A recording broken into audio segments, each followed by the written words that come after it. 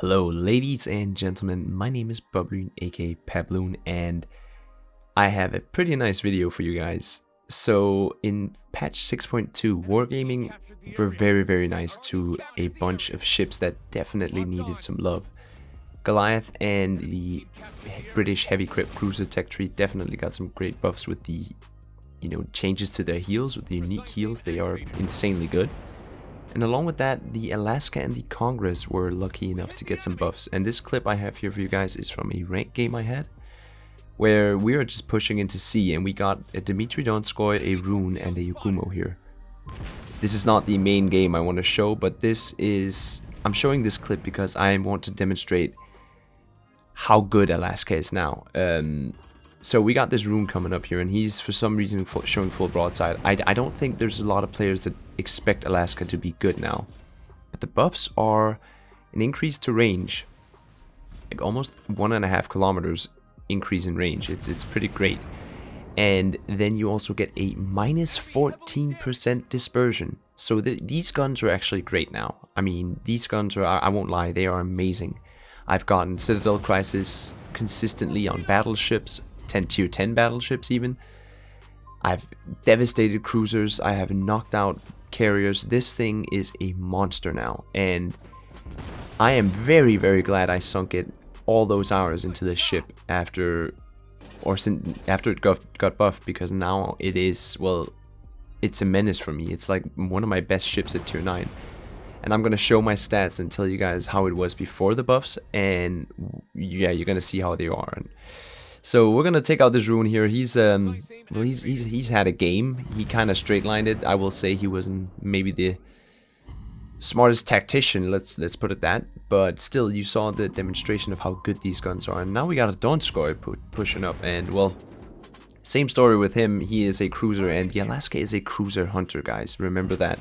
This thing likes to fight cruisers, and just look at that. Precise and consistent pens. You will see a lot of, over 1k damage per hit on cruisers and battleships alike. The guns are kind of wonky sometimes, as you can see there, but that is because I am running reload mod. I actually gave this the Petro treatment, meaning I put reload, I put rudder, and concealment in the last slot. Because it really needs the concealment, and I think it needs the reload too. It really needed the reload before, but it also really needed dispersion before. You do have precise aiming too, and they just help you even more now. Alaska also is equipped with 2 radar 1 and some DFAA. Now the DFAA is actually not, it's not bad. It actually does help a little bit against tier 9 CVs. If you face a Midway or a Malta, you're kind of doomed if they want to kill you, or at least it's up to your dodging at that point. And look at this Yugumo, man. I didn't expect much of him that game because, well, he just didn't look very experienced, but I guess I should, stop doing that and judging people by their, lack of a camo or stuff like that. I don't know. He performed really well, and I was happy to have him by my side here. We can take a hit from this Yugumo. You can see we're almost full HP. Gonna keep turning to avoid his second salvo here, but we're gonna take this guy out. The beautiful blind shot. I mean, yeah, it's not really that hard at this range. But that was this first rank clip here, and now we're gonna get into quite a special game. Now, I have been playing Alaska quite a bit since it came out, but since the buffs came out. The reason I'm saying since it came out is because, guys, it feels like a new ship. It absolutely feels like a new ship. This is beginning to feel like Alaska is on PC, an actual good battle cruiser. And I'm gonna be saying this right now.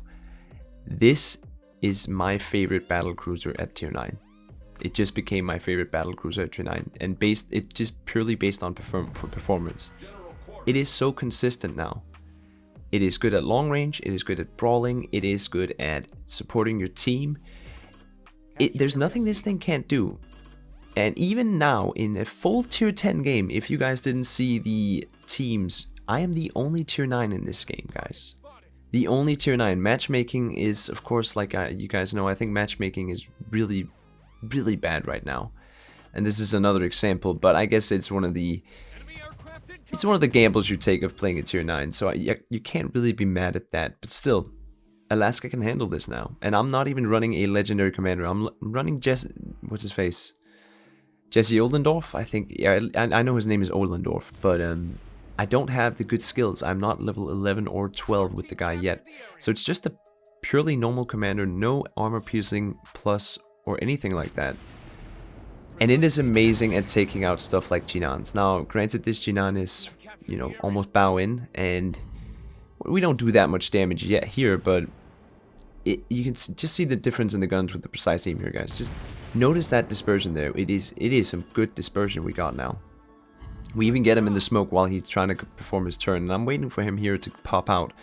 And I'm just sailing into sea here because I think I'm pretty safe, and there's some decently good players on the enemy team, and let's not forget the enemy CV. It is my good friend and viewer Chris, who I somehow always am the opposite side of. I wish we could be on the same team, Chris, because, you know, good CV players, there's actually nothing worse. But bye-bye, Jinan. Like I said, the guns are consistent, guys. You hit with them. It's not, they're not bad anymore, guys. It's completely new ship.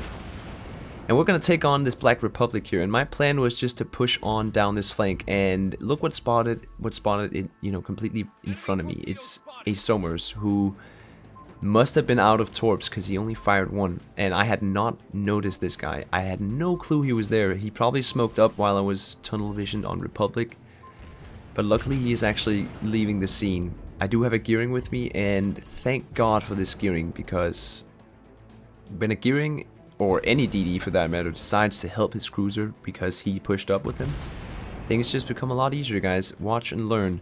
This is textbook DD cruiser, you know, teamwork. We're gonna push up and we're gonna funnel out this dude. We're gonna flush him out from the island he's hiding behind. Meanwhile, I'm gonna make sure that we take out the Republic. That's something you also need to do as a cruiser player, is, you know, be aware of what's in front of you. If, you know, we can't shoot this Somers right now. I can use my radar to let my gearing know where when he's coming out, which actually does catch him. It is so powerful to know when to use your radar, guys. And this Somers here is going to be doomed because we loaded HE for this guy because Republic died and now he's gone. Bye bye. So far, GG, my friend. Now we're all alone on this flank, and it looks like we're just gonna win this game. It looks like we're easily gonna win this game, but if you guys know something about World of Warships Blitz, for every game you play, there is at least one potato on the team. My team was, I wouldn't say full of potatoes, but there were, I'm just gonna say they're gonna try to win harder, and when you try to do that, well, you tend to lose. So that's what's pretty much going to happen here, and me and the gearing are going to end up being the only ones left. And I kind of also did leave my team a little bit behind here. I should have pushed into B, but I decided to go for the CV here because I was thinking, you know, we have majority of caps. CV is not focused our direction. We have a prime opportunity here to take out the most dangerous target for my team. He does have a Shikishima escort, but the Shikishima is most likely not looking this way. So the reason I'm taking on the CV now is because the Alaska dispersion buff and the range buff is so nice. I wouldn't do this in the Alaska before. I simply wouldn't. Alaska before for me was, I will say this, a pain. It's a ship I think is such an amazing ship in terms of, well, first of all, it was built. Second of all, it looks absolutely amazing. Just look at the ship. I've said this before. I might have a little bit of a crush on this guy, you know, this girl, I should say. You know, it is actually a girl, you know. Ships are female, I should say. But anyways, I digress. She's beautiful, and now along with that, she's also pretty darn good. And for me personally, she's an S tier now. She's up there with Puerto Rico for me. I also think Puerto Rico is an S tier ship, in my opinion. Alaska is like a tier 9 Puerto Rico, pretty much. So any of you guys that have Alaska, I urge you to try this thing out. With the build I have, you're going to find a lot of success, I think. The detection helps you to not get perma-spotted, you know, as soon as you get in the game. The reload helps you get a lot more damage because you have the precise aim and you have that dispersion buff. Now, just look at the citadels we're chunking into this Hakuryu here. Sorry, Chris. Or Myra. I don't know what to call you. I'm just gonna call you Chris, my guy. So I'm gonna support with my AA here. Yes, Hakuryu planes. So we might have a chance to shoot them down. Who knows? We get a couple here, but my focus is gonna be on the Jinan here. Now, I definitely could have shot better and helped my gearing friend here, but I actually did not account for his turn, and I'm, you know, gonna kind of miss. And we could have gotten a nice devastating salvo because we got great dispersion. And you can easily, guys, I'm telling you this, you can easily almost one-tap a Jinan, a Smolensk, a Minotaur. They are no match for you anymore. You are actually a cruiser killer. And boy, it's devastating for me. I'm just watching this. So what's gonna happen now, guys? It is gonna be a pretty gnarly situation. My gearing, my good loyal friend here, is gonna go down. GG, my friend. Well played, Thantop. And it's just me now, 1v4 actually, against their whole team. We do have the points right now to kind of get it back, but they have taken B. Now luckily my guy Set52 here pops out, and he gives me a chance to maybe win this game. I have 20 seconds and one more shot to take out this guy. The Alaska dispersion buff it has to come in and save me now. It just has to. So we nail the shot, do the right trajectory, and boom kaboom, he down. And there's 10 seconds left. We have more points than the enemy team, no problem. And we're just gonna bow tank this and survive. Shoot the water just, you know, for good measure, and salute the enemy team, and see you in port. Last hope. I mean, this game, guys, yeah, it just showcases Alaska is a new ship. It got a rebirth, like it's reborn into a new majestic being. Yeah, I might be a little bit too excited, but thank you, Wargaming, for finally goddamn updating this ship. It took you long enough, man. This has been in my port for so long, and I mean, yeah, I wish I could have played it more. But now we can. It doesn't matter anymore.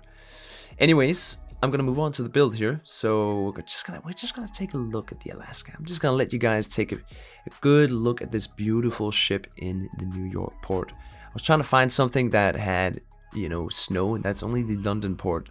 So it didn't really fit the Alaska to be in London, I felt. I guess we just put it in New York, you know. But here he is, Jesse B. Oldendorf. I was right about Jesse. And I'm going to say one thing. You don't need a 4th precise aim. At least I don't. So I would take the heal instead, and I'm going to do that whenever I get to max level. Otherwise, it is just a general build. I take Demolition Expert because, boys and girls, these guns, I should say, can knock out any tier 9 BB's turrets easily, especially at close range. I've knocked out an Isumo's all his turrets in one salvo from my just 2 front guns, pretty much. So I take Demolition Expert instead of the secondary buff. Now here's the build. Like I said, Petro, you know, build, and I vouch for rudder, guys. You want to be helping your DDs, you want to be brawling other destroyers.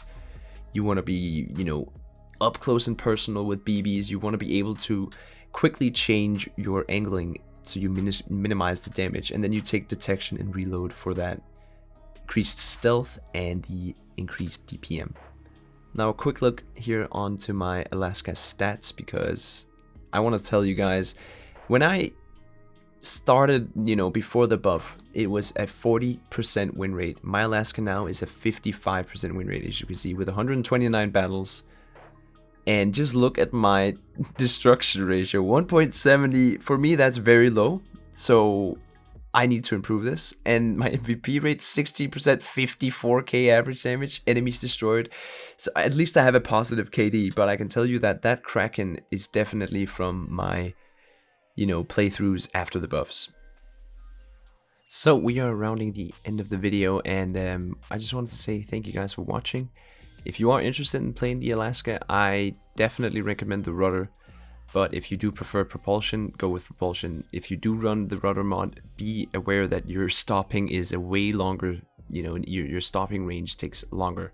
And you're starting. You're not going to be as good as dodging torpedoes. That being said, Alaska is amazing now, guys. I'm a happy guy. I think Wargaming did good this update. And I'm hoping to see the gun sounds Wargaming, hopefully, soon. That'd be nice, because some of the new sounds are great. My name has been BobLyn, and I'm signing out.